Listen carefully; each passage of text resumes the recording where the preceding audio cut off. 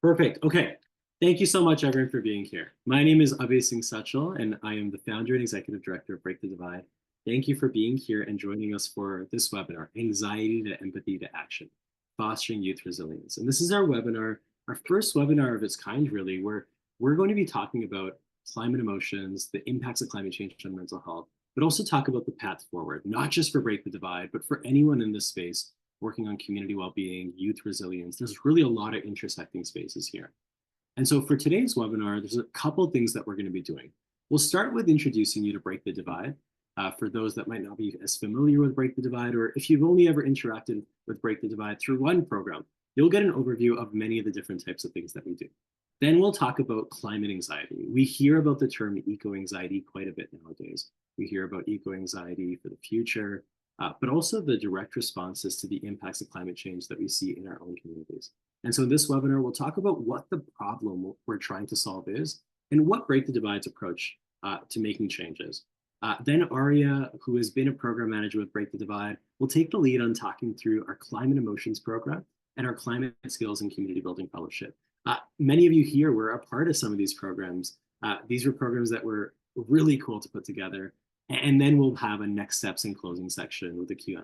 And so again, if you feel like turning your camera off at any point, feel free to do so. If you'd like to stretch, more than welcome to do so. This is really a casual webinar where we're trying to share, but we're trying to hear from everyone here too. And so I guess I can start by introducing myself. I forgot I put the slide in here, to be honest. I always look at this photo and it's like, whoa, that's me. My name is Abe, and I am from Surrey, British Columbia. I currently live in Regina, Saskatchewan, where I'm completing my master's in education and educational psychology. And I am the founder and executive director of Break the Divide, which means that Break the Divide has been my baby for a long time. Break the Divide started with a group of high school students in British Columbia back in 2017. I was telling a high school student that we work with once, or maybe it was a 12-year-old, and they were just like, whoa, I was born in 2012. And I was just like, what? You were born? And so really like thinking of Break the Divide and the journey it's been through, it's been so many beautiful people, so many amazing supporters that have been a part of this journey. And when I think about the way that I'm coming to this work, I'm someone that really cares about empathy, the power of conversation, community knowledge, the ways in which different communities have different ways of looking at the world, and climate justice. My interest in climate justice and my passion for this work has really only augmented, it's only increased over the years of seeing our communities be impacted by so many crises. And so we're really taking a Canadian approach to this issue. Break the Divide is grounded in Canada, and our work spans across the lands that we now call Canada. And we'll talk a bit more about that in a second. And the last thing that I like to share is I love playing the piano. I love playing hockey. The Canucks just got eliminated from the playoff race yesterday, if anyone cares or knows about that. It's kind of sad, but it's okay. This is life. And so I will now happily pass it on to Aria to introduce herself. Thank you, Abe. Always starting us strong. Hi, everyone. My name is Arya. My full name is Arujan Kani. I grew up in Almaty, Kazakhstan, but I relocated to Toronto, Canada for my undergraduate degree in 2019. You all probably know me as a program manager here at Break the Divide, and it's really lovely to see all the faces, both sponsors, partner organizations, volunteers, and just participants. So I graduated from U of T with a Bachelor of Science in Psychology and International Relations, which just goes to show my interest in human relations, human mind, but I've always had a passion for climate action. Growing up in Kazakhstan, it was an interesting relationship between being so connected to land, but also not really hearing a lot of conversation about climate justice and climate change. So coming to Canada and rediscovering that connection for me was really vital. I also focus a lot on mental health and social equity in my work. And some of the more random facts, I guess, some of the hobbies is that I do love photography. I do enjoy traveling and just sort of all outdoor activities, which I'm excited to start doing more of soon.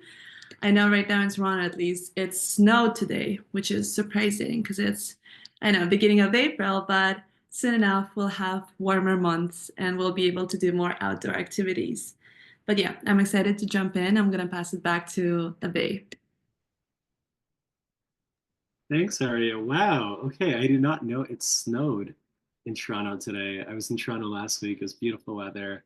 And here in Regina, it's like sunny. I think it's like 15 degrees today. Summer is coming, spring is coming. And as we think about the land that we're on, like the weather and being in touch with the environment, really like we're talking about climate justice today. We're talking about mental health and the environment. And so I know everyone here is joining from different lands. We have people, I think, across North America, across Turtle Island on this call today. And so really when we think about a land acknowledgement, I'm sure everyone here has heard a land acknowledgement before. This is something that we talk about with our students that we work with at Break the Divide as well.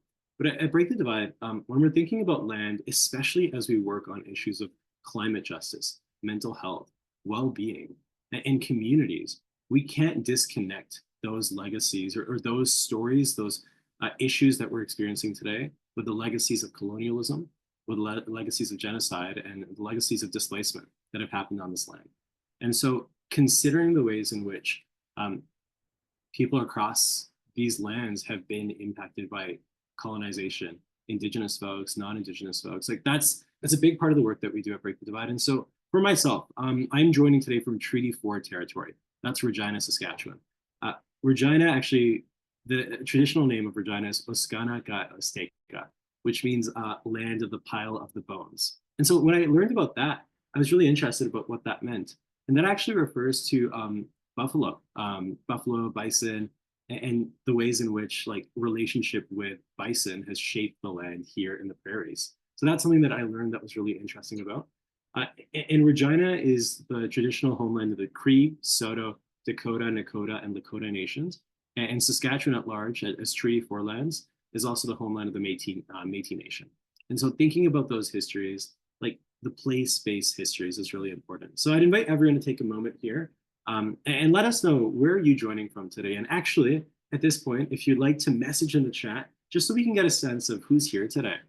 Maybe if you want to share who you are, your name, where you're joining from, and if you know the traditional territory, that would be amazing. Or maybe like what brought you to the session today? What do you do? We can also create a Google Doc and share this information with everyone later on as well. We can also, if everyone's comfortable, share more information about who's in the room today. And so that's something that we'll be doing. But if anyone wants to just take a moment and yeah, message in the chat to share who you are, what you're doing here today, that would be wonderful. But thinking about the land, thinking about where we're coming from and how we relate to this work is really integral. I'll end this section just by really sharing that I think for me, identity and community is a big part of the work that we do at Break the Divide. And I recognize that as someone that is racialized on the lands, but I'm a settler to these lands here in Canada. As a settler, it reminds me that while I experience certain harms of racism, of institutional racism, and other structures that very limit us in a lot of different ways, I also benefit immensely from being on these lands. And my parents' journey of immigration is one that has benefited me immensely.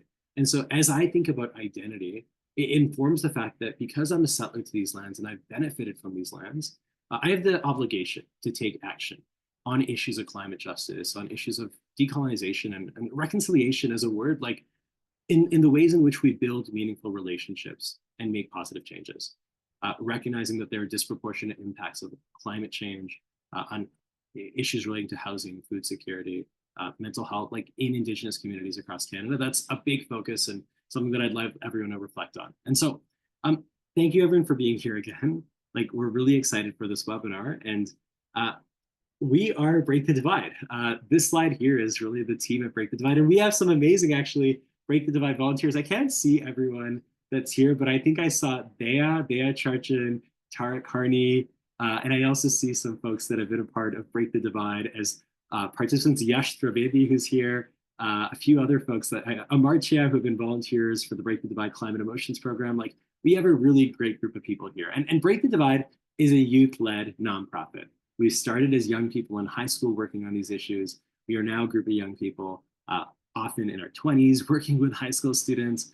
And as a youth-led nonprofit, we really see this world in a very intersectional way. We see the ways in which these issues are connected. And we create programs that are centered on mental health, climate justice, and community building. A big part of our work is empathy, addressing issues of justice, and taking local climate action. And lastly, I would say youth resilience and connectedness is here. We help, at Break the Divide, if I could sum it up, At Break the Divide, we empower young people to navigate their emotions around the climate crisis and connect communities to be more strong, connected, and resilient amidst the climate crisis. We help youth process and navigate their emotions, creating safe and inclusive spaces for emotional expression and peer support. And we help young people build resilience through storytelling, dialogue, and community care. So what does that actually mean? So that's what we're going to jump into here. And this webinar, I'm going to sum up this sort of introductory part of this webinar here. The seminar has a threefold purpose. Number one, we're here to celebrate. Like, we have done some really cool stuff at Break the Divide that I'm really proud of the team for accomplishing. But we've also done that with the support of so many people here. We want to give a shout out later on as well, but the Youth Harbor Finance Engages Sustain, the Canadian CEDNET, which is the Canadian Council of Economic Development and Communities. I know it's one of those things we will have the logo on later on. I almost got that right. CEDNET, Walking Softer, and Lawson Foundation have been huge supporters of Break the Divide, both financially and through mentorship and support over the past year. So we want to just celebrate the fact that we've been able to get so much support and build so much work together with communities. We also want to share, like, we're going to share some best practices for building resilience in youth when it comes to this issue of climate anxiety. And we want to dream together. It'll be a bit of a short dream, but we want to involve everyone here in a conversation about what's next for Break the Divide.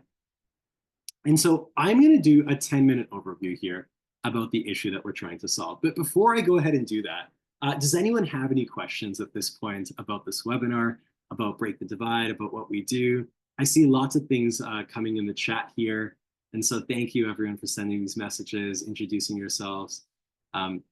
Any questions at this point in the webinar?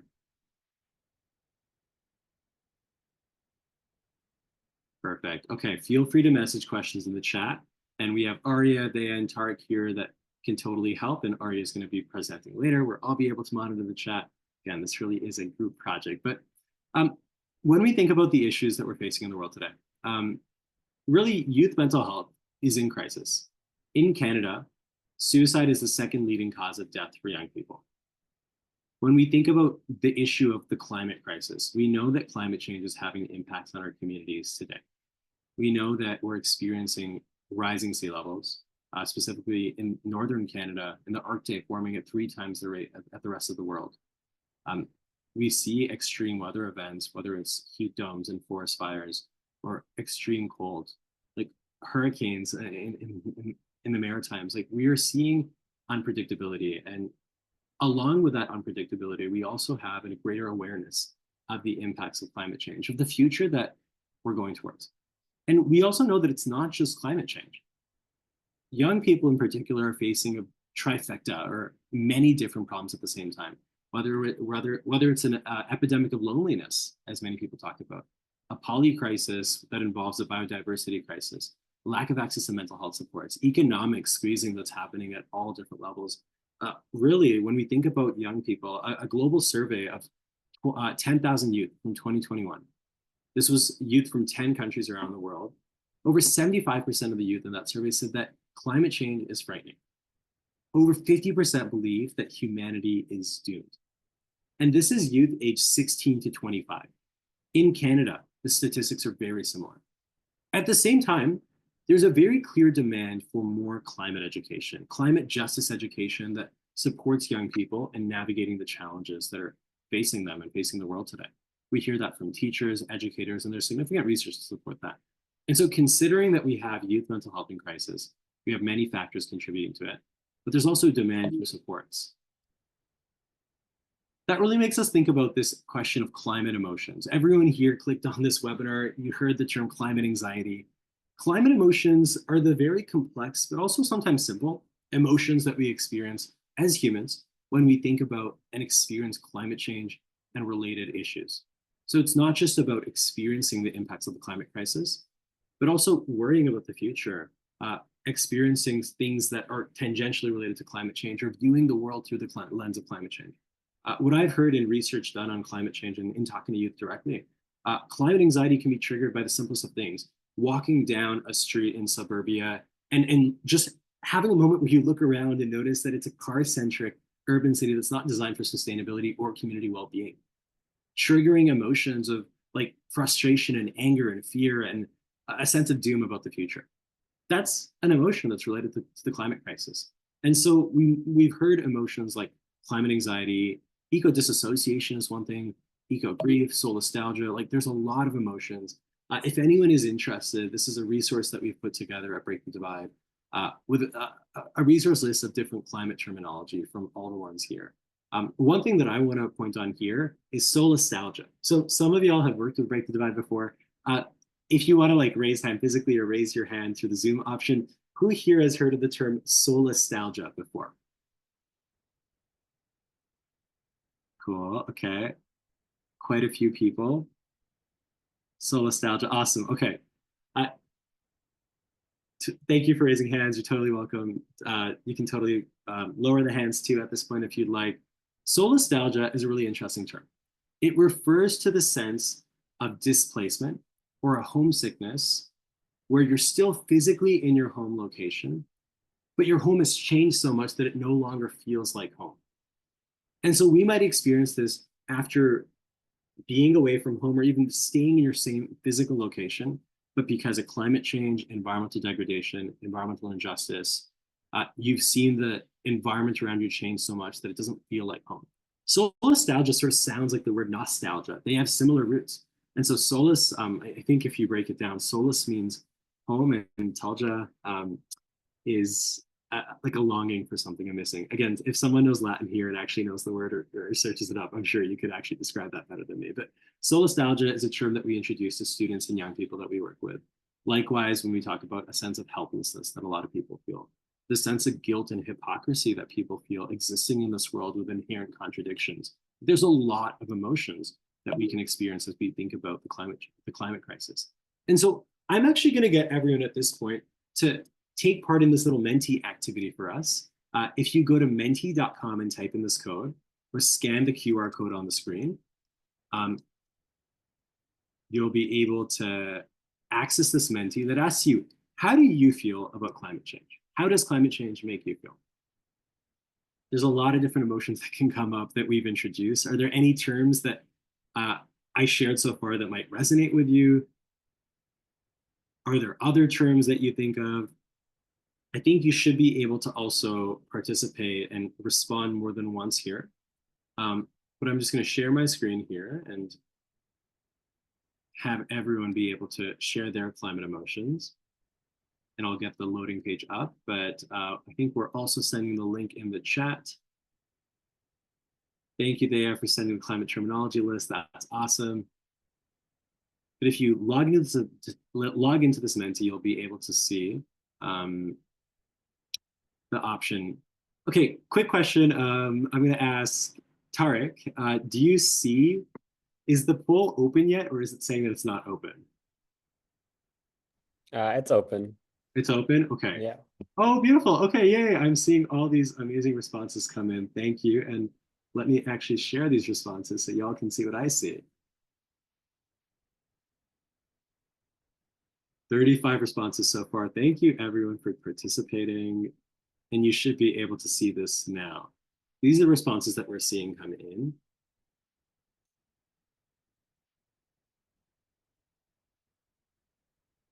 Okay, I love the person who wrote eek. Yes, true. We feel eek. Overwhelmed, that's a big one that we hear often. Anxious, like a sense of, again, just an underlying anxiety about the future. Hopeless is an emotion that we hear a lot at Break the Divide. Worried, angry, restless.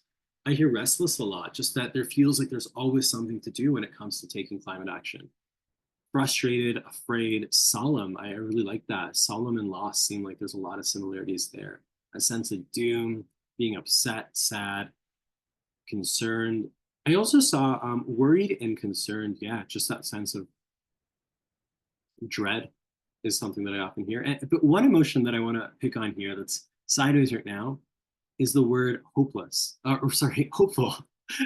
Not my brain being so in the negative of climate emotions that I misread hopeful. Hopeful. Like there's a lot of hope that we can generate together. And I see connected here, that in community that we can be connected and we can feel connected as we tackle these challenges. So I'm going to go back to the slides here, but I think even just in this group of, I think we have 19 folks that have responded to the survey. even in a small group like this, like, yes, everyone here signed up to this webinar, but we all work in very different places and very different spaces. And yet we all have very similar emotions about climate change. And there's a lot of links between that. I think that speaks to the level of angst that people have at large. And so when we think about this big problem, at Break the Divide, we know that in order, especially with young people, to work on helping address these emotions, helping maybe reduce some of these emotions about climate change, but also help people move from a point of maybe being stuck and paralyzed in emotion to one where you can feel those emotions and take action. There's three key components that we've sort of thought of at Break the Divide. Now, number one is developing emotional intelligence, developing the skills, the tools, the knowledge to be able to talk to other people about this, to recognize what your emotions are. There's an incredible amount of power in naming emotions, as we'll talk about later on. And so in naming emotions, how can we come together? How can we like actually feel our emotions and lean into those? You know, there's many psychologists and not even psychologists, philosophers who talk about how the fact that we feel angst, the fact that we feel anxiety because of climate change isn't a sign that we're ill or that we have an ailment. It's not a mental illness. Actually, it's a sign that we're alive. It's a sign that we're human and we feel connected to the world and we feel the distress, we feel the injustice that's going on in the world. And so developing emotional intelligence involves that. Fostering connection, feeling connected to more than just yourself, not just with other people, but with the environment, with the land, with your communities, with your identity, with the place and space that you're in, and connecting to your emotions. And lastly, building resilience in community. That's a process that is very big. And there's folks in this room that have done a lot of work on that as well. Collectively, we can build resilience and we can build stronger, resilient communities.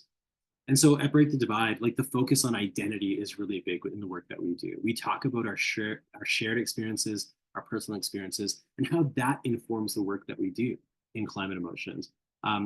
We have Tarek right there. I think that's Amartya. Arya, I'm not sure if you're in this picture here, if I can't see, but this was our climate emotions and climate skills and community building fellowship program in Toronto, where Arya will explain this in a bit more detail. But identity was a key focus there, bringing together personal and shared experiences and talking about emotions. Peer facilitation and youth leaders is an example of what's possible. That's another key piece of our approach to climate emotions. Having older youth mentor younger youth and build community and build a model of what's possible. Community building and a focus on local solutions is key, and knowledge sharing between communities is a fundamental principle that we actually have so much knowledge to share with one another from our communities. And as we delve deeper into the knowledges of our communities, we actually can unlock a lot. And so at Break the Divide, since 2017, we've engaged nationally and internationally with youth around the world, starting with Zoom calls. Like, again, this is sort of my claim to fame. I was told that I should use this as my fun fact because it's just so cool. At Break the Divide, and by proxy, I was using Zoom in 2018 before it was cool to use Zoom. So I should be a Zoom expert at this point. I'm not. I don't know why, maybe it's a skill issue, but at Break the Divide, we engage youth internationally, students in Cape Town, South Africa, Taiwan, youth all around the world, talking about our local impacts of climate change. And now our core program is a 3-month school program where we take high school age students from a state of anxiety to empathy to action. In 2024, we partnered with 20 schools across Canada. And our approach is really one of taking young people from a place of anxiety to empathy to action, integrating all of the principles that we've talked about so far and building empathy through dialogue and community building, fostering a connection to space, place, environment, identity, community, emotions, and action. It's a 7-pillared approach, and they all depend on each other. And through this process, supporting youth in taking local action, recognizing that you're not alone, you're not isolated in your struggles, but we can take personal, intentional climate action. And a key piece there is that climate action doesn't just mean one thing. By leaning into the communities you're connected to, the passions that you have, the gifts that you bring into this work, but also the emotions that you're experiencing about the climate crisis, we can take climate action that feels more aligned, that's more connected to communities, and can also make a big difference. The piece of advice I think for everyone here in your work that you're doing, we all work in a lot of different spaces, but climate emotions is something that we all have emotions about the state of the world. I think especially seeing the rise of fascism just south of the border in Canada, seeing like seeing a lot of problems in the world and continuing to feel the burden of the existing problems that we face. even at a local level. I think talking about emotions is huge and creating space for the diverse ways that emotions can come up for different people. Someone might not use the word anxiety to talk about a feeling, but talking about a fear for kids, talking about a fear for the future, talking about, I don't know, like a feeling of just uncertainty or general angst about the world. Maybe that's about something deeper. And talking about it can be really important. Building community, I think, for everyone in this room, creating space for authenticity and vulnerability in the spaces that you operate in. It's difficult, but it's something that can be so important and so valuable to allow people to show up as their authentic selves with the multiple identities that they have and be able to show up in that way. And lastly, the piece that we were just talking about, taking intentional climate action. And one way of taking intentional climate action can involve going beyond your immediate community, connecting beyond the direct circle, and recognizing that community can show up in a lot of different ways.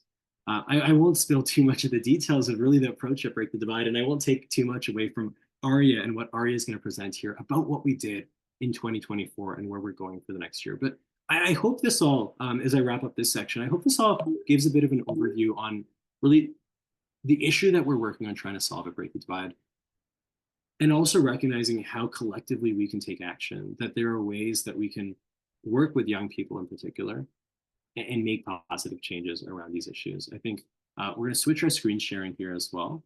And as I do that, I'm going to add Aria to the spotlight. I love this function, by the way, on Zoom. This is one of the things where I say I've been using Zoom for a while. It's a fun thing. Really, in closing on my section here, everyone, thank you for being here again, and thank you for listening. I think at Break the Divide, it's been a really wonderful journey of building up our approach.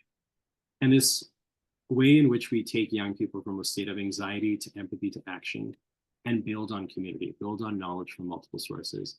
It's something that we built through the support of other people. And I think it's a model that can really be replicated in many different areas, many different community centers. And so Aria is going to talk through two examples on how we've implemented this anxiety to empathy to action model in two different settings, starting with our 2024 Climate Emotions Program. Aria, I'll pass it on to you. Thank you so much, Abe. That was amazing, as always. I love the natural sort of transition we have here. Let's start with talking about our Climate Emotions program that we run from February to May 2024. And what we really did really resonates with a lot of the different aspects that Abe was mentioning. So we engaged over 200 students in 14 schools across 3 provinces in Canada. And this was sort of our inaugural launch of a comprehensive climate emotions program. As Abe has mentioned, we have been connecting different schools, but we never sort of did that in a comprehensive way where it was a program that we delivered. And the key component here was really our synchronous connection sessions between schools located in different parts across Canada. So we had a school in Ontario, in Ottawa, connecting with a school in Nova Scotia, in Halifax, and exchanging the ways in which climate change affected those communities and made youth feel. We provided teachers with resources, which is something that is still a big need for teachers to be able to tell their students about climate emotions, environmental identity, and climate action pathways that are beyond just sort of, political ones or the ones where we focus on sort of the bigger theme. And I think one of the biggest takeaways of this program was to showcase to students that any sort of climate action can be counted as intentional and unique as long as they engage in it with their communities and involve their identity. And what we heard from participants is that 90% of the students reported finding the program helpful in understanding and navigating their climate emotions.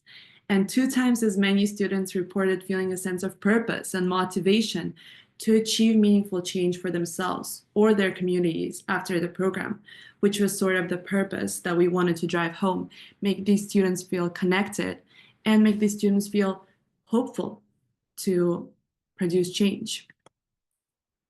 So with the sort of show not tell approach, let's look at the video that we have created that overviews what we did for the program. I'll just quickly change screens here.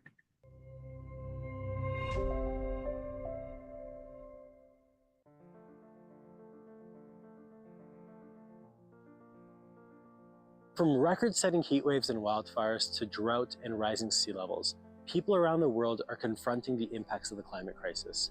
Young people are at the forefront, experiencing emotions of helplessness, fear, anxiety, and other emotions that match the scale of the crisis. At Break the Divide, we believe connection is a vital component of climate action. Our Climate Emotions program provides young people with the tools to understand their climate emotions and build community.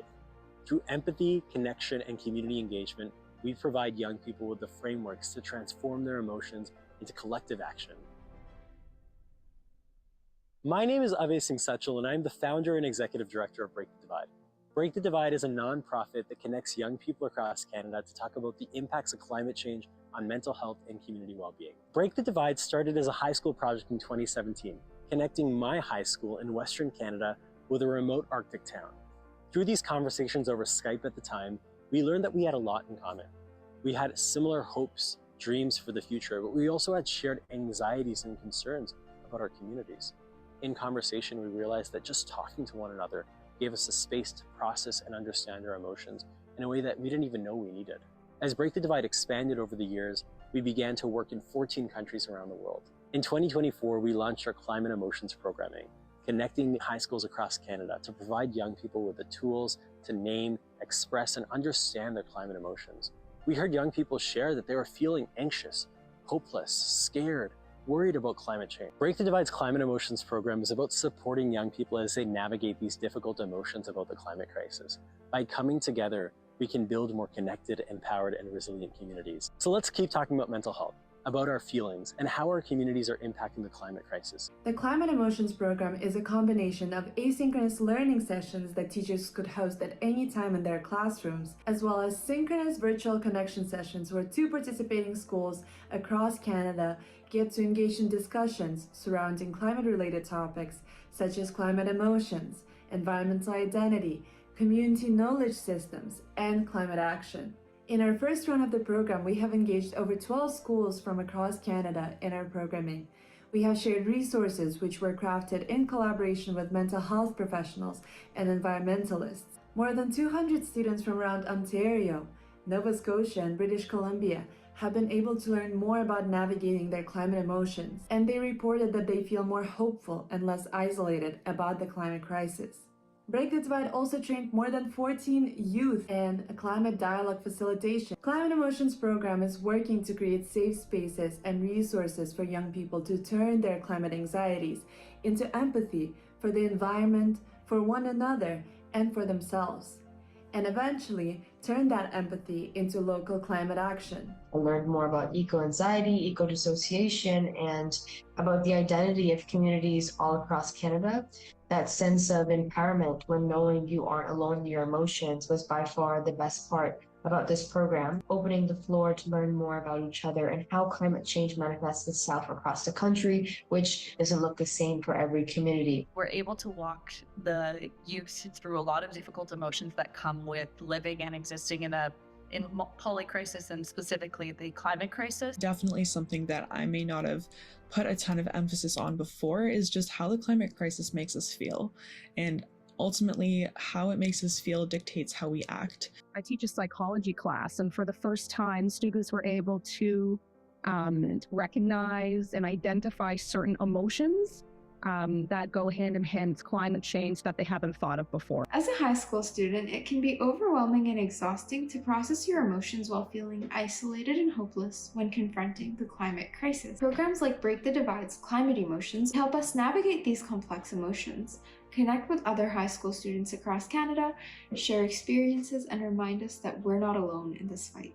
The students were always very engaged. It was amazing to see, and I think that it really touched with a lot of students. Kids were able to have a space to talk through a lot of difficult emotions with leaders that have been through them themselves. It's super important in connecting different communities and being able to provide a space where the storm of emotions that come with climate change are expressed in a safe and comfortable environment. I would definitely recommend this program to other teachers, teams, and classrooms that want to take more initiative in climate change action. There were a lot of resources and there were tons of links that would really inspire students to think about realistic and very practical ways of taking action. The Climate Emotions program not only guided us in managing our feelings, but also inspired us to take meaningful action, providing us with practical ways to get involved, teaching us how we ourselves can become stronger climate activists. Moving forward, Break the Divide dares to envision a world where communities are connected with one another,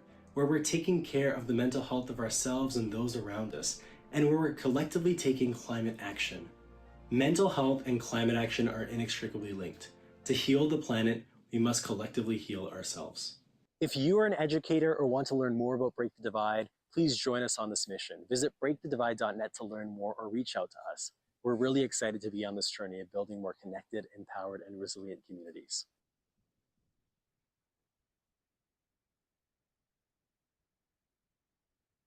Thank you. Now that was a lovely video that we have produced as a program summary video. Let me just switch back to our presentation here. I would like to once again thank all of our volunteer dialogue facilitators. I think their role cannot be emphasized enough.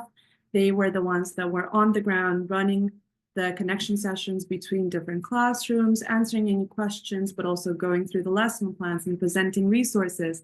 So just a thank you and a round of applause. I'm really glad that they were able to share their experiences that were positive.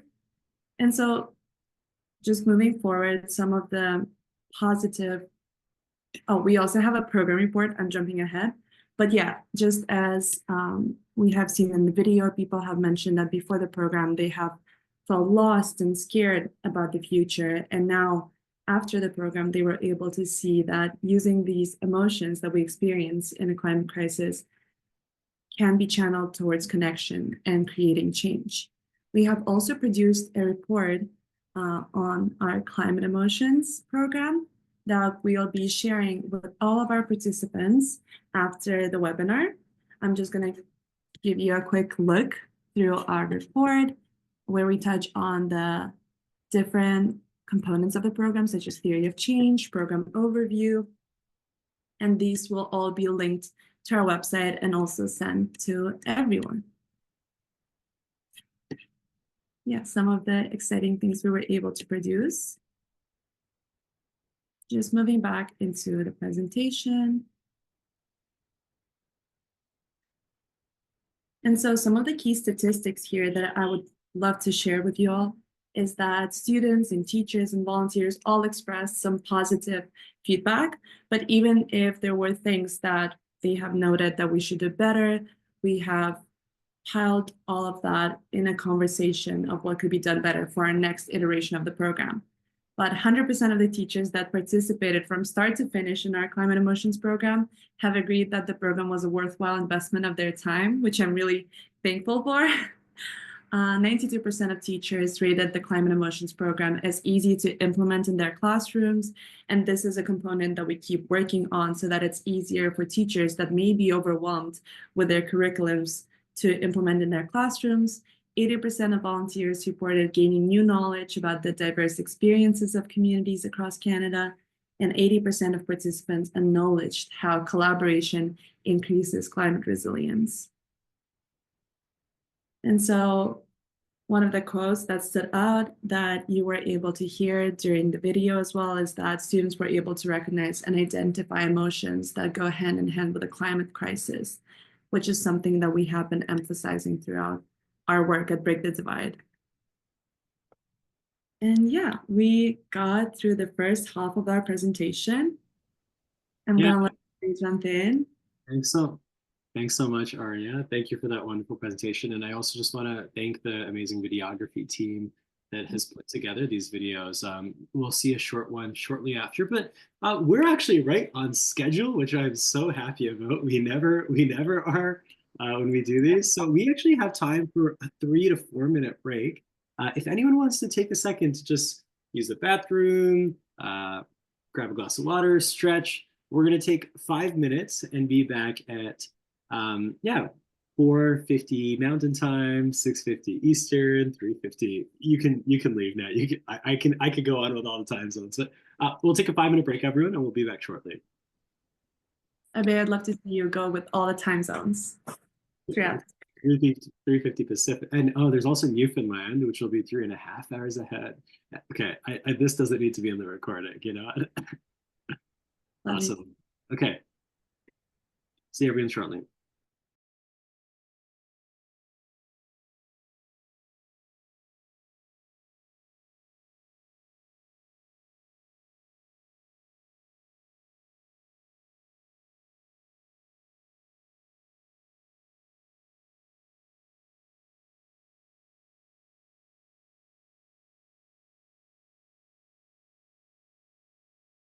Connecting.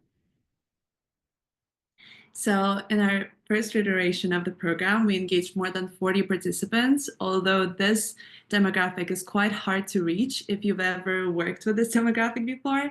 And we carried out 8 study circles, so 4 in person and 4 online, as well as 2, I think, community celebrations, so 2 socials.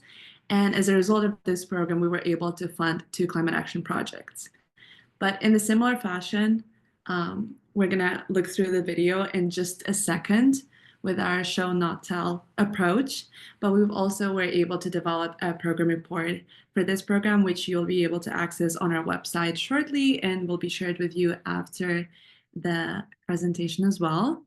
If I were to quickly skim through it though, we have this beautiful report produced together with a lovely graphic designer where we highlighted sort of the theory of change, program overview. I don't know why the report is not loading.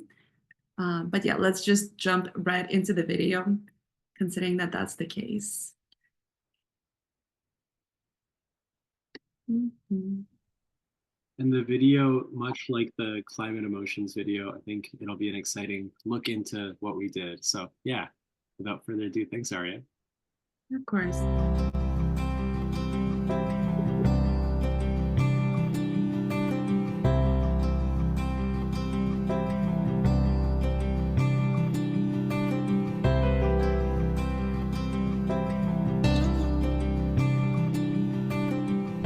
Globally and across Canada, young people are experiencing the impacts of the climate crisis firsthand. And with that comes a deep emotional toll, from anxiety about the future to grief about what's been lost, questions on whether we want to have children in the future, or a deep sense of isolation. At Break the Divide, we believe that by coming together and showing up as our authentic selves, we can confront the emotional toll of the climate crisis. My name is Abe Singh Sachal, and I'm the founder and executive director of Break the Divide. Break the Divide is a nonprofit that's all about connection. We believe in the power of connection to help us confront the emotional toll of the climate crisis. Through programs that allow young people to connect with their own emotions, their identities, and their communities, we create pathways for people to feel more connected amidst the climate crisis. The Climate Skills and Community Building Fellowship was special for Break the Divide because this is our first ever in-person program of its kind.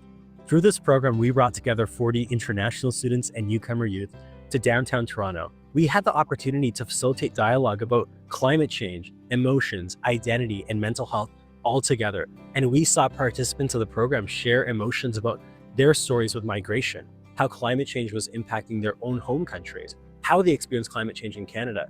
This program was really important because it created an avenue for newcomer and immigrant youth to Toronto to feel a sense of belonging with the climate community, to learn about how climate change is impacting Canada, but also to be able to show up as their authentic selves in these conversations. So often when it comes to climate change, we're only focused on the direct impacts on our physical environment.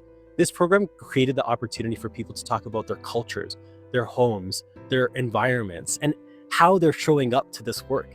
And in doing so, they not only became more connected, but we also saw some incredible projects sprout from this program where the participants actually looked at how they could make a difference based on their own unique values, their own unique cultures, their own unique ways of knowing, and their gifts that they bring to this movement.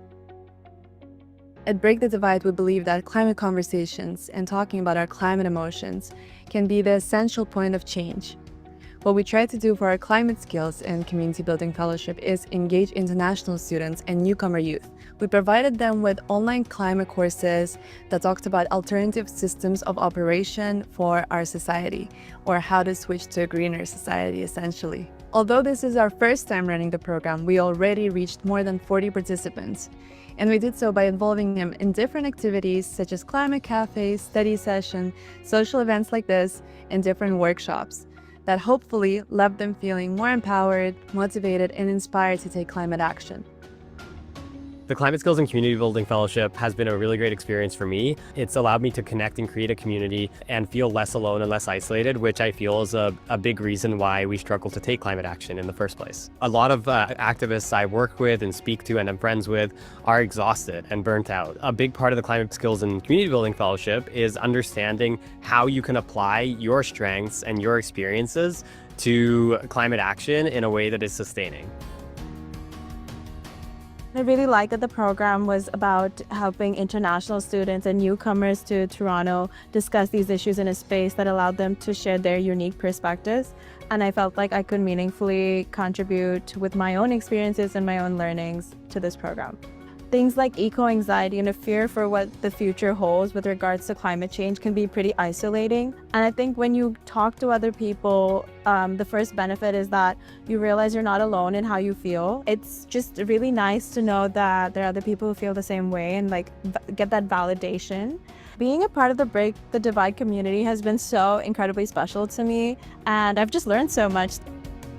Each and every person is impacted by it in their own way. I think we all have stories to tell. I think we all come from unique places. And then being able to unpack that and then also connect with others who may have their own stories can really inspire us. It can really help us feel like we are not alone in this. We're bigger as a community. That's a really great benefit that comes out of this. I think programs like these build community, especially for me, my personal experience in this program. I just moved to Toronto a couple years ago, so I haven't really been able to find friends or a sense of community where people are wanting to engage in dialogue and conversations regarding climate emotions.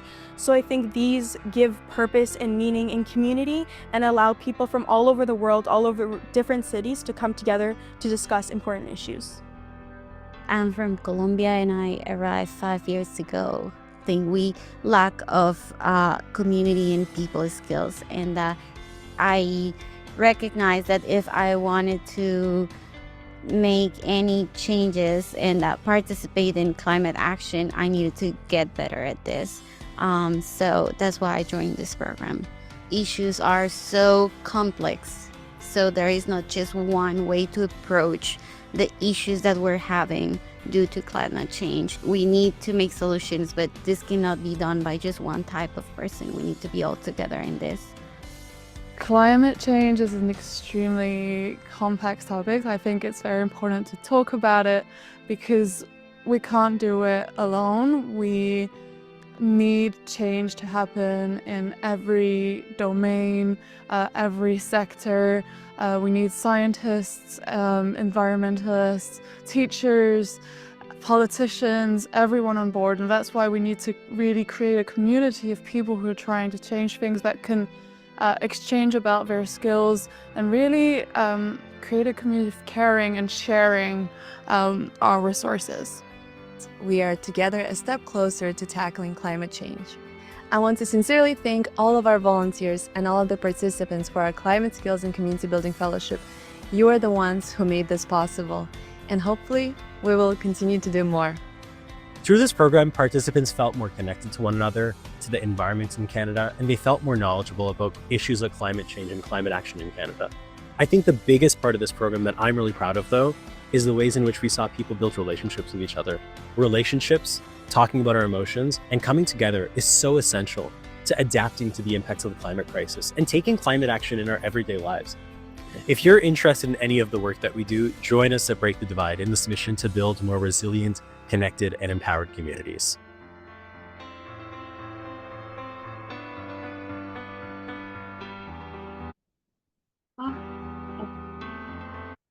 Love it.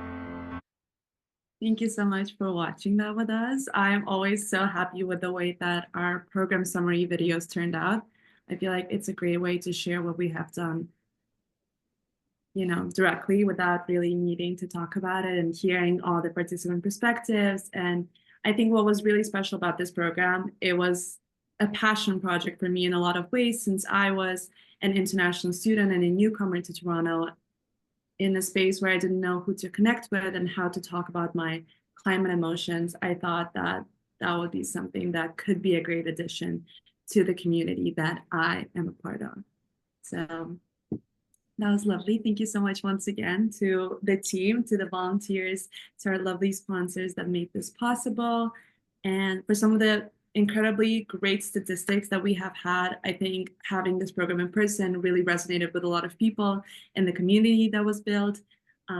There was a lot of strong positive feedback here, and particularly in-person study sessions and socials were a highlight for a lot of people. So 100% of participants reported being very satisfied with the structure and organization of the fellowship. 90% felt the program significantly enhanced their understanding of climate change mitigation and resilience building. And we had a lot of great modules that we have discussed through the course offered by the Synergia Institute, such as democratic money, ways to switch to a greener society, that participants found particularly helpful. 80% of participants expressed a strong likelihood of continuing work on their climate action projects, which was a big part of this fellowship. We were able to develop climate action projects together with the mentors, volunteers, and our participants. And 100% of volunteers reported that they greatly enjoyed their participation and described working with us as a pleasant professional experience, which is something I love to hear. Thank you all for making this program possible. And now that we're entering sort of a reflective part of our webinar, I'd love to invite any of you who has been a participant, who has been a volunteer, or has been a partner organization and engaged with us in some sort of way to share a reflection or a personal anecdote about participating in the programs or about working with Break the Divide, or how Break the Divide has been able to impact your life, maybe in a small way, but a meaningful way. So feel free to raise your hands or drop your reflections in the chat. Yeah, Aria, maybe we can stop screen sharing here too so we can all see one another. And if folks want to turn their cameras on at this point for this maybe 10-minute discussion, that would be awesome. Maybe to add to Aria's question, I also have a question for people here. Like, if you engage with these programs, or if you have like watched these for the first time, these videos, and find it interesting, like what is it about this sort of work and this approach to addressing climate change in a community lens? Like, what's interesting to you about this? What more needs to happen? Have you seen this work in your community? I'm curious if anyone has any thoughts or ideas on those sorts of things.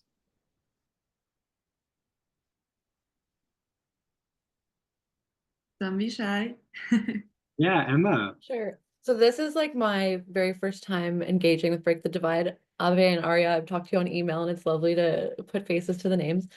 But I just wanted just my experience from viewing those videos, that last one, especially when one of the participants was mentioning that she was new to Toronto and feeling really disconnected and lonely, totally separate from climate anxiety.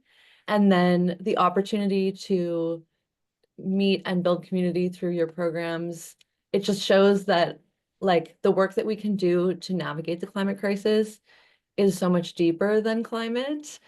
And the depth of connection that obviously came through those testimonies, I have like goosebumps. So I just wanted to share that part really, I found that so impactful and so exciting that this type of connection like can help us to get through this crisis, but also I think can really bind us together in other ways as well. So yeah, thank you so much for sharing that. Thank you. Thank you so much, Emma. Now, if I were to jump in really quickly, I think that's something that we always emphasize, how connectedness and community can be so much more important. And as the climate change is an all-encompassing issue that really resonates with all aspects of our lives, but we obviously as humans go through other things. But through building that community and connectedness and being able to rely on one another, we're building that resilience piece that really helps us sort of move forward, not only with the climate crisis, but every other aspect of our lives as well. So thank you for sharing. And that was really important for us. I think having an in-person component was one of my favorite things personally.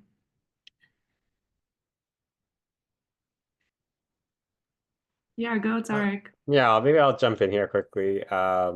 Firstly, yeah, thanks to the rest of the Break the Divide team for working on this all together. It's been, I think, when people ask me why I joined Break the Divide in the first place, it's always because, and why I stuck with it, it's because of working with the team and the opportunity to do work that feels meaningful. And I think one of the things that came across in the video, and I think is very true for all of us, is working together, working collectively is one of those ways in which we feel like we're able to kind of put aside these negative feelings that we have about the climate crisis. So yeah, I mean, even last summer running the StarCap program with in person with Dea and Arya in Toronto and like our wonderful volunteers. I think Amartya is here. I'm not sure if anyone else is here from there, but yeah, that's been a really wonderful experience. And yeah, I would say thank you. And I would say like collective spaces and collective work and conversations, they work. They create hope and they create action, as we've seen with the StarCap program. We have 2 action projects that emerge from it. So yeah, keep doing this work, everyone. Thank you so much. Sorry, there's also Dilshad here that I see that was also a volunteer. But yeah, feel free to jump in anytime. Sort of an open space. I'm happy to jump in and just say thank you to the Break the Divide team. There's so many of you, but Arya especially and Abe, I've communicated with you through emails and Tarek and Daya I see as well. But yeah, I think just I'm a millennial, and I think just getting the opportunity to talk to you know youth and also maybe just Gen Z, I think it's pretty fantastic just to feel that hope and that connection that you get from youth really propelling some of the ideas and the community building just ideas that came out of some of the conversations we had. It was really inspiring, and I think just thinking about how that can connect with everyone else in my community is a really wonderful thing. So yeah, thank you for giving me a chance to be a part of it. Thank you so much, Marty. It was lovely working with you. Honestly, I think also being able to bring some of the like mentor figures to our youth participants has been so big, and that's something we've touched upon, like peer facilitation, but also having people serve as an example of what can be. That has been so big for both our climate emotions and climate skills and community building fellowship. And everyone who was involved in our climate skills and community building fellowship, you're able to meet and see Christine, who was a big reason why we were able to host our fellowship program. So big thanks once again to our Canadian CED network, Community Economic Development Network. That Abe has finally learned, but we'll have a slide on that too. But I just want to highlight that we were able to do this all thanks to Christine and the Synergy Institute as well. So, but yeah, feel free to jump in for any other reflections. Yeah, Dea, did you want to jump in? I think I saw you raise your hand. Yeah, no, I just want to say like thank you to everyone for the past summer and working on that project. I was the girl in the video who was talking about moving to Toronto and feeling this sense of wanting community and to talk about climate motions. And I definitely got that this past summer, and I've kind of tried to implement that in my last year actually living in Toronto. But I really think the programming that we did, and it solidified a community, not only not knowing who these people were when we first entered, but also I feel like there's still a sense of the community after the program as well. But I think things like this are really important, and that's kind of why I'm a part of Break the Divide, to bring everyone together. We're breaking that divide individually and bringing people together. So that's all I want to say. Thanks. Thank you so much for sharing, Bea. And Bea has been a volunteer at Break the Divide for over 2-3 years now, and has been an instrumental part of our social media, our communications as well. So thank you, Bea, for being part of the program. And again, when I said that this was going to be a celebration, like honestly, watching those videos, I'm pumped up. I'm ready to party. Like y'all are invited to Regina right now. Like it'll be fun. But yeah, no, thank you, everyone. And actually transitioning into sort of the closing part of this webinar. One of the things that really I'm reflecting on in terms of both these programs, especially the in-person program, one thing that comes up for me is just, creating spaces where people can show up authentically is so important. And that matters a lot in any sort of work, in any sort of fight for justice. But in climate justice spaces and climate activism spaces, I think one thing that's particularly important is recognizing that climate change, climate action in what's currently Canada has historically been a very white space. It's historically been very focused on conservation and a disconnection from real people. It's been about animals and plants. And so to do this work as well in a way that allows people to show up as their authentic selves and bring their identities for newer immigrants in the Climate Skills and Community Fellowship Program, but for racialized folks, for Indigenous folks, like that's a big part of the work. And really, as I'm thinking about what I'd like to share with everyone here, the 2025 plans for Break the Divide really have been informed by running these really cool programs in 2024. In addition to those two programs, we were also really fortunate, and we had a great time running consultations locally in Regina, Saskatchewan, as well as national dialogues around the rights to a healthy environment. This is a Environment and Climate Change Canada and Health Canada funded project focused on gathering youth consultations associated with what it means to have the rights to a healthy environment in Canada. And so through all of these programs, really one of the biggest things that's become very clear is that high school students and educators, there is a clear gap in terms of the supports needed on the issue of climate emotion and climate education. We've heard from educators time and time again that resources to talk about climate change in a way that doesn't traumatize students, that doesn't scar students from ever wanting to take action is really important.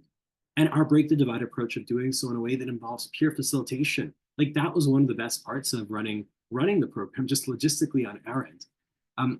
If we look at the Climate Skills and Community Fellowship Program in Toronto, we can also really see that like the in-person component, I mean, everyone here has actually mentioned that, like you could see in the video, people coming together, people gathering, people building relationships. And so really what we've realized at Break the Divide is what we can do as an organization to make the biggest difference that we want to make and address this critical issue is to run work in high school settings where we know that at that high school age, students are at this transitioning period of life and experiencing significant mental health problems, significant mental health challenges worsened by the climate crisis. We know that that's incredibly clear.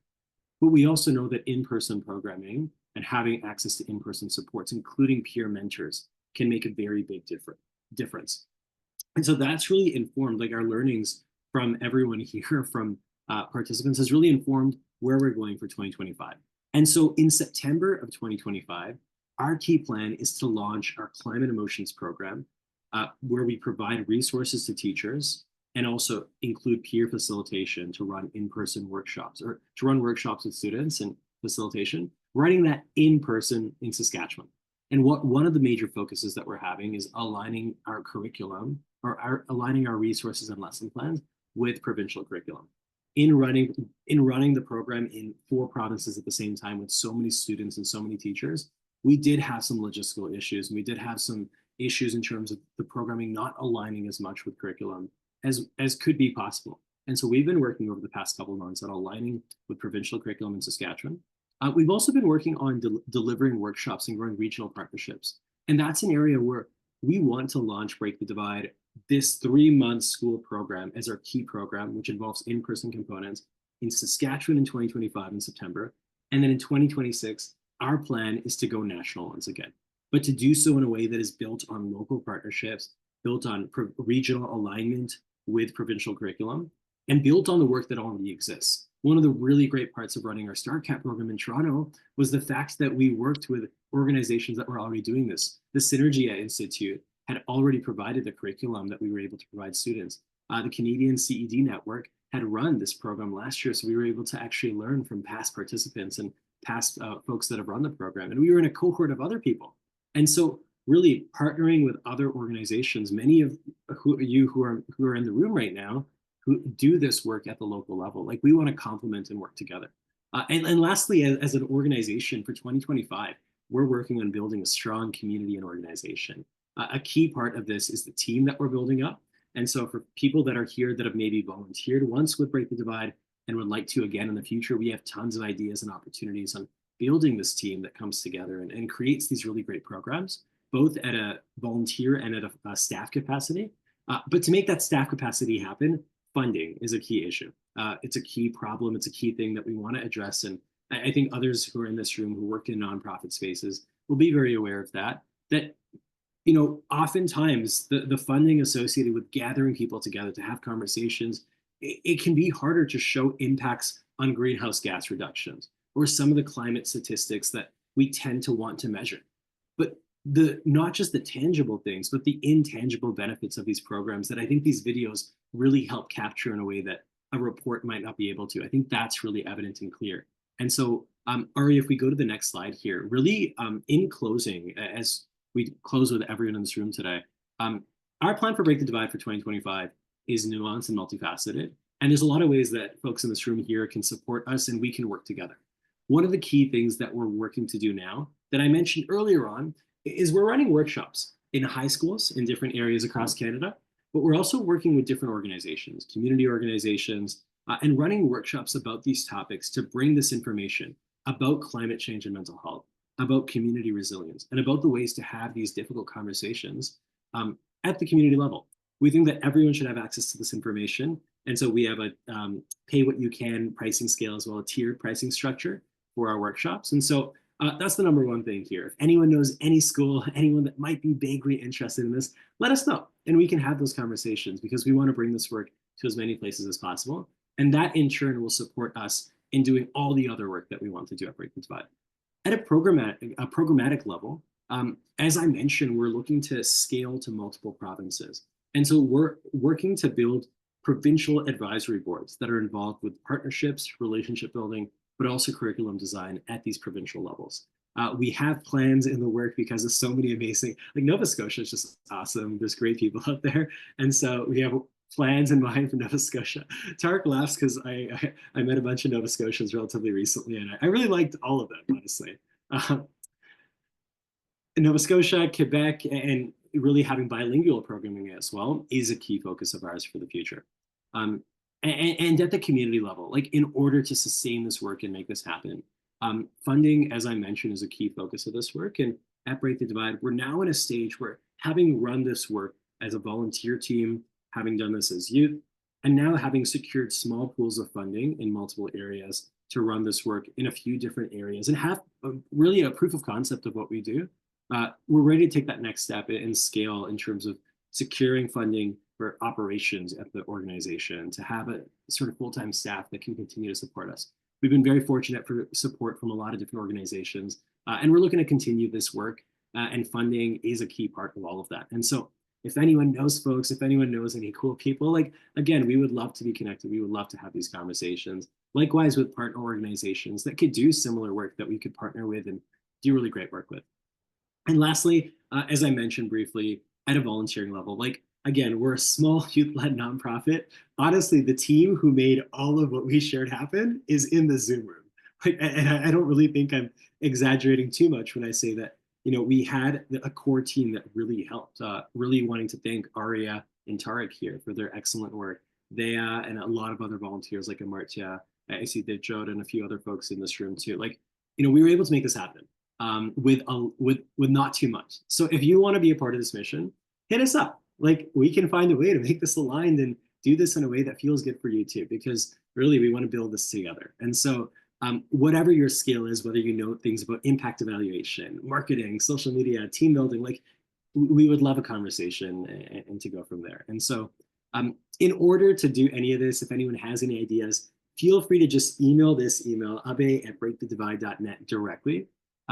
We were going to set up a fancy Google form and with different options, but we knew that the people in this room would be people that we know and people that are interested in the space. So to start in a very flexible way and have that room for people to contribute and share what they can, feel free to shoot an email. And within a month, within a couple of weeks, we will totally get back to you. We'll have a team on this email, so it's not just me getting all the amazing email responses. We'll have people helping me monitor it too. But really, workshops, if you know anyone where we can go to a school and talk to, or any organization, programming, community, volunteering, like any supports and any ways that we can continue to elevate this work and sustain Break the Divide in our work. That's really the goal here. And I think moving to the next slide, Ari, if I'm not mistaken, it's one of the last slides. Yeah, really, once again, reminding everyone here that this work wouldn't have been possible our funders, Walking Softer, an American organization that's been a key asset in terms of leadership development and coaching. Likewise with the Lawson Foundation, where I've been very fortunate to receive funding for Break the Divide as a youth impact and environmental fellow. Likewise, the Youth Harbor, Finance Engage Sustain, and the Canadian CED Network for funding our climate emotions and climate skills and community building fellowship programs. This work would not have been possible without these amazing funders. And thank you all for being here. And so I think we're actually wrapping up on time. And we're going to have the next slide here from wow, questions. We are all there. So thank you everyone for being here. Thank you for your time.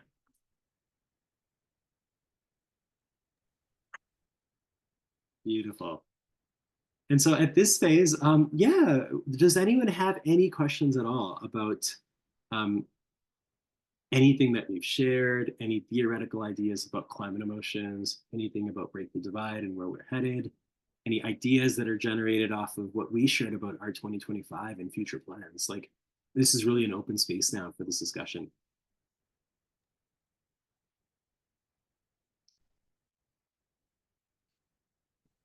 I had a Yeah. question. Yeah, Abby. Hi. I was wondering if you could provide a bit of insight into how you move and how Break the Divide conceptualizes the move from anxiety to empathy. Because empathy isn't necessarily the first thing that comes to my mind in terms of like that flow of things, but I can imagine you folks have quite a bit of understanding and knowledge behind what that flow looks like and how you get from anxiety to empathy and why empathy after anxiety. Yeah, that's an excellent question, Abby. I think one thing we want to make clear when we think about anxiety and this work in eco-anxiety is that we don't want to get rid of anxiety. Like when your house is burning down, you're anxious, and that anxious propels you to act. What we see with a lot of young people, and I'm sure, again, people in this room have seen this, is a level of anxiety in young people that is paralyzing, that prevents youth from doing anything in the world and really can be all consuming and hurt in other ways of life. And so, actually, what we often have heard in eco anxiety spaces and climate mental health discussions is that action is the antidote to anxiety. If we take action on climate change, we'll feel less anxious. But speaking to young people, especially in this work, one of the things that we've seen is that action isn't actually enough in and of itself.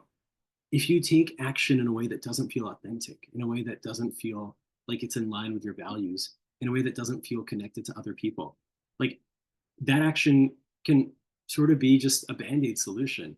And so in order to transform anxiety and still honor the anxiety for what it is into action and into action for yourself, for well-being, for your community, it's not just climate action. That's where we have found empathy as really, I would say, like a really powerful bridge to go from anxiety to action, and a bridge in the ways that we've built our programming at Break the Divide that really involves empathy for not just like other people, but that connection with the land, connection with the community that you're a part of, a connection with your own identities and communities. And I think connection to space and place can be really big too. Like thinking about how do you design the space that you work in and the spaces that you exist in. Like those are really interesting ideas. There's a lot of interesting, like even at the academic level, literature on these topics that we want to dive even further into. And so, yeah, Abby, that's a great question. I think in short, we really think of empathy as a bridge from going from anxiety to action, and it's a bridge that has so many opportunities. Thanks, Abe. Yeah. Oh, Abe, look at you.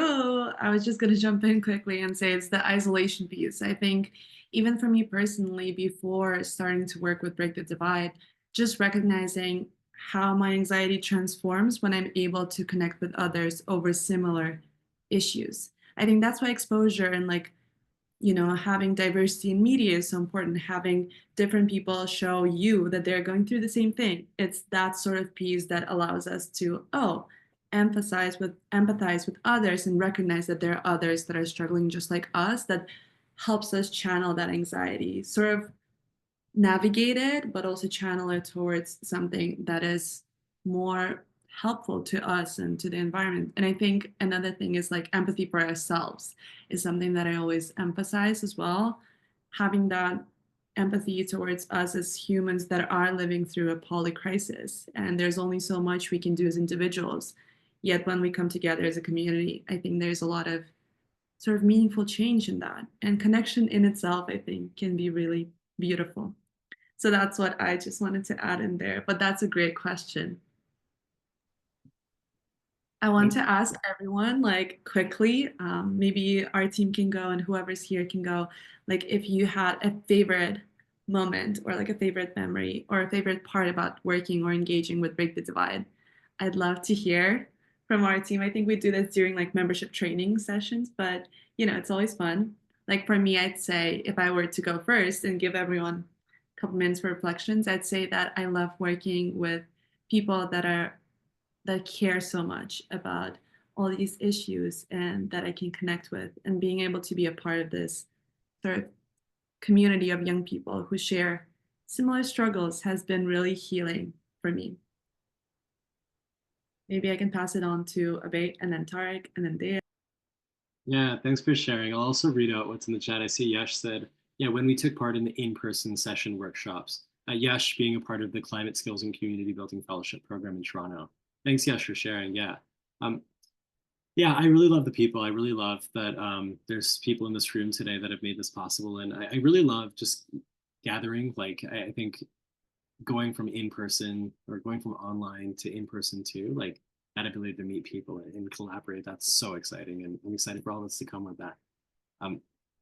Any other questions as we maybe also transition to closing this workshop? Feel free to message in the chat at all. Yeah, or Katie, I'll ask you, and then we can close with round of reflections. Yeah, Katie, if you want to go ahead. Hello, I'm in a mall right now. So that's why I made it off. But yeah, great to see you and Tarek again after last week, and great to hear from some other volunteers as well. Yeah, also first time properly engaging with Break the Divide, I guess. So yeah, I'm really passionate about like peer support in more traditional mental health spaces. So yeah, I was wondering about how you about the peer facilitator part of the program. Sorry if it's kind of loud, but yeah, how you developed any like resources and training for peer facilitators and future plans for that aspect. Yeah, Aria, do you want to take this question on how we develop the peer facilitation side of things? Yeah, of course. So we consulted with a lot of different resources we already had in the database, but also I conducted some of the research of what other facilitation techniques are like. And I've compiled and created a comprehensive guide for volunteers on different aspects. We talked about sort of the preparation for the sessions, then some of the important principles for the session, but we also briefed our volunteers about conflict resolution, microaggressions, what are they, culture sensitivity training. I think some of the important things that we are dealing with when we're engaging with a diverse community. And the volunteer training was a little bit different for our programs, since one of the programs was more focused on high school students, whereas another program was more focused on international students / newcomer youth. So those were a little different, but we tried to incorporate as many useful resources as possible. And we've always hyperlinked sort of like other resources that our volunteers could engage with if they needed to learn more about the topic. So I'd say it was like a mix of research and also using some of the knowledge we've had as volunteer facilitators. Like I've personally engaged in MUN and debates and all sorts of those discussions, but also delivering workshops. Abe here is a master in that. So using some of his tips and tricks too. I've had great joy in developing those volunteer guides. Yeah, no, it's a great question. Thank you, Katie. And we're always looking to learn as well from the peer support space and mental health spaces more traditionally. Just being mindful of time, I wanted to actually maybe close here. And if everyone, as you leave, if you want to just pop a message in the chat with anything on how are you feeling leaving this webinar, or again, to Aria's question of what was your favorite part of engaging with Break the Divide if you were part of our programming, if you want to pop a sentence or a word in the chat as you part, that would be amazing. Like, thank you everyone for being here. Thank you for coming together. We had so many amazing attendees, and like, we're really excited for everything that's to come. There's a lot in our future, and we're excited to do this with everyone. So thank you, and hope you all have a great evening. And Ari and I will stick around for a couple minutes if anyone wants to stay on. Thanks, Christine. Okay. Thanks everyone for being here. Thanks, Emma. Thanks, Katie. Thanks, Lilja. Thanks, Kimberly.